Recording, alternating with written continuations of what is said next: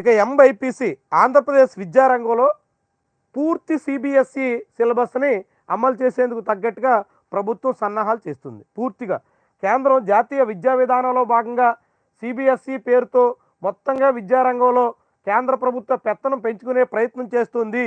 హిందీ భాషను రుద్దేందుకు యత్నిస్తోంది.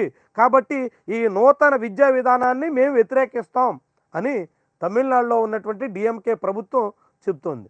కానీ ఆంధ్రప్రదేశ్లో ఉన్నటువంటి టీడీపీ నాయకత్వంలోని కూటమి ప్రభుత్వం, బీజేపీ భాగస్వామ్య ప్రభుత్వం ఈ నూతన విద్యా విధానాన్ని నెత్తికెత్తుకుని ఆ విధానాన్ని రాష్ట్రంలో ఉన్నటువంటి అన్ని పాఠశాలల్లోనూ అమలు చేసేందుకు తగ్గట్టుగా ఏర్పాట్లు చేస్తుంది. దానికి అనుగుణంగా ఇప్పుడు ఇంటర్మీడియట్లో సంస్కరణలకు శ్రీకారం చుట్టారు. దీంట్లో భాగంగా ఏం చేయబోతున్నారు అంటే ఇక నుంచి ఇంటర్మీడియట్లో ఎంబైపీసీ కూడా రాబోతుంది. ఇప్పటివరకు ఆంధ్రప్రదేశ్లో ఉన్నటువంటి ఇంటర్మీడియట్ కాలేజీల్లో ఎంబైపీసీ లేదు. బైపీసీ ఉంది, ఎంపీసీ ఉంది, ఎంఈసీ ఉంది, సిఈసీ ఉంది, లేకుంటే హెచ్ఈసీ ఉంది.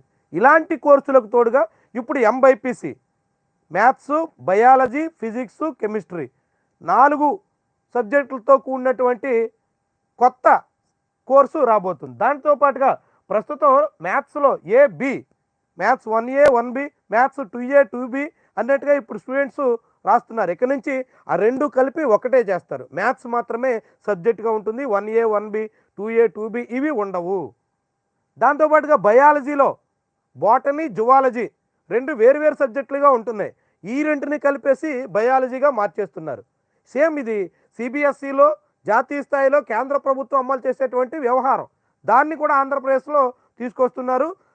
బాటనీ, జువాలజీని కలిపి బయాలజీగా, మ్యాథ్స్ 2 పేపర్లు కలిపి ఒకటే పేపర్గా మార్పు తీసుకొస్తున్నారు. ఇక దాంతోపాటుగా ఫిజిక్స్, కెమిస్ట్రీలో ప్రస్తుతం 60 మార్కుల చొప్పున ఉండగా వీటిని ఒక్కొక్కటి 85 మార్కుల చొప్పునకి పెంచారు. అంటే ఇప్పటి వరకు ఫిజిక్స్, కెమిస్ట్రీ కూడా కేవలం 60 మార్కులకే ఎగ్జామ్ జరుగుతుంది. ఫస్ట్ ఇయర్ 60, సెకండ్ ఇయర్ 60, 120 మార్కులకే ఫిజిక్స్ అయినా కెమిస్ట్రీ అయినా. ఇప్పుడు దాన్ని మార్చేసి 85 మార్కులు ఎగ్జామ్, రిటర్న్ ఎగ్జాము, దాంతోపాటుగా 15 మార్కులకి ప్రాక్టికల్స్, మొత్తంగా 100 మార్కులకు చొప్పున ఈ మ్యాథ్స్, ఫిజిక్స్ కూడా మార్చేదానికి తగ్గట్టుగా ఏర్పాట్లు చేశారు. దాంతోపాటుగా బాటనీ, జువాలజీ కలిపేస్తారు. వాటికి కూడా బయాలజీ కూడా ఒకటే 85 మార్కులకు ఉంటుంది.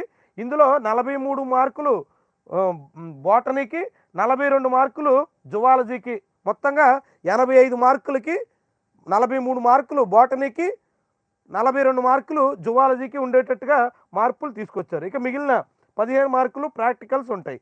ఇక దాంతోపాటుగా వొకేషనల్ కోర్సుల్లో కూడా డ్యూయల్ సర్టిఫికేట్ విధానం అమల్లోకి తీసుకొస్తున్నారు. ఇప్పటివరకు ఇంటర్ వొకేషనల్ కోర్సులో కేవలం ఇంటర్మీడియట్ బోర్డు మాత్రమే సర్టిఫికేట్ ఇస్తుంది. ఇక నుంచి అట్లా కాకుండా ఒకటి జాతీయ నైపుణ్య కౌన్సిల్ సర్టిఫికేట్, అంటే నేషనల్ స్కిల్ కౌన్సిల్ సంబంధించినటువంటి సర్టిఫికేట్, రెండోది ఇంటర్మీడియట్ బోర్డు సర్టిఫికేట్, 2 సర్టిఫికేట్లు ఇవ్వబోతున్నారు.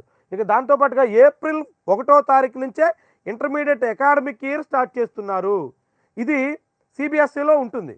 సహజంగా ఎగ్జామ్స్ అయిపోయిన తర్వాత, ఫైనల్ ఎగ్జామ్స్ అయిపోయిన తర్వాత ఒక 2-3 రోజులు గ్యాప్ ఇచ్చి మళ్ళీ నెక్స్ట్ అకాడమిక్ ఇయర్ సంబంధించినటువంటి క్లాసులు ప్రారంభించేస్తారు. ఆ తర్వాత సమ్మర్ హాలిడేస్ మధ్యలో ఉంటాయి.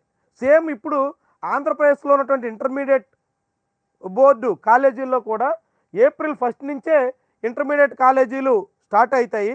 అకాడమిక్ ఇయర్ ఏప్రిల్ నుంచే మొదలవుతుంది. ఏప్రిల్ 7వ తారీఖు నుంచి ఇంటర్మీడియట్ అడ్మిషన్స్ స్టార్ట్ చేస్తారు. ఒక 15 రోజులు 20 రోజులు గడిచిన తర్వాత ఏప్రిల్ ఎండింగ్లో సమ్మర్ హాలిడేస్ ఇస్తారు. మే అంతా సమ్మర్ హాలిడేస్గా ఉంటుంది. మళ్ళీ తర్వాత జూన్ మధ్య నుంచి క్లాసులు మొదలవుతాయి. ఇట్లా అకాడమిక్ ఇయర్ను కూడా మార్చేస్తూ నిర్ణయం తీసుకున్నారు. ఇదంతా కూడా సిబిఎస్ఈలో భాగంగా జరగబోతుంది. భవిష్యత్తులో మొత్తం సిబిఎస్ఈ సిలబస్ని అమలు చేసేందుకు తగ్గట్టుగా ప్రభుత్వం ఏర్పాట్లు చేస్తున్నట్టు మనకి చాలా స్పష్టంగా కనిపిస్తుంది.